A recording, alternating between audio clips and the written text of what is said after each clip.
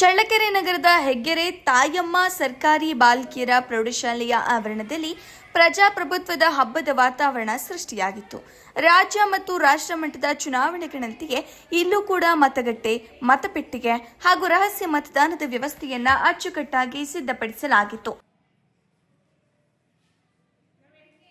ಮತದಾರರ ಪಟ್ಟಿಯ ಆಧಾರದ ಮೇಲೆ ವಿದ್ಯಾರ್ಥಿನಿಯರು ಸರತಿ ಸಾಲಿನಲ್ಲಿ ನಿಂತು ತಮ್ಮ ಗುರುತಿನ ಆಧಾರ್ ಕಾರ್ಡ್ ತೋರಿಸಿ ಜವಾಬ್ದಾರಿಯಿಂದ ಮತದಾನದ ಹಕ್ಕನ್ನು ಚಲಾಯಿಸಿದರು.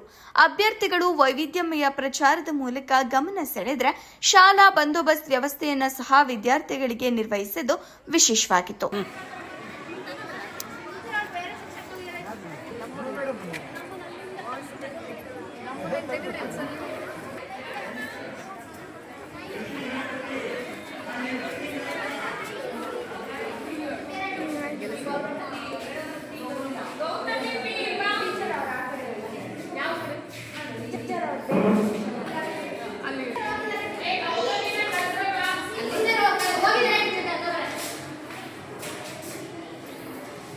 ವಿದ್ಯಾರ್ಥಿಗಳಲ್ಲಿ ಮತದಾನ ಜಾಗೃತಿ ಮೂಡಿಸಲು ಹಾಗೂ ನಾಯಕತ್ವ ಗುಣ ಬೆಳೆಸಲು ಈ ಚುನಾವಣೆ ನಡೆಸಲಾಗಿದೆ.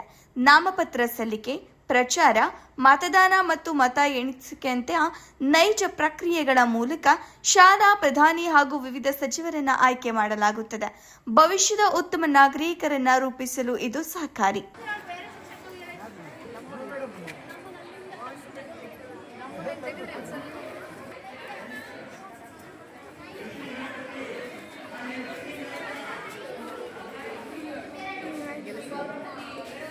ಚುನಾವಣೆಯ ಪ್ರತಿಯೊಂದು ಹಂತವನ್ನು ನಿಯಮಾನುಸಾರ ಅತ್ಯಂತ ಪಾರದರ್ಶಕವಾಗಿ ನಡೆಸಲಾಯಿತು.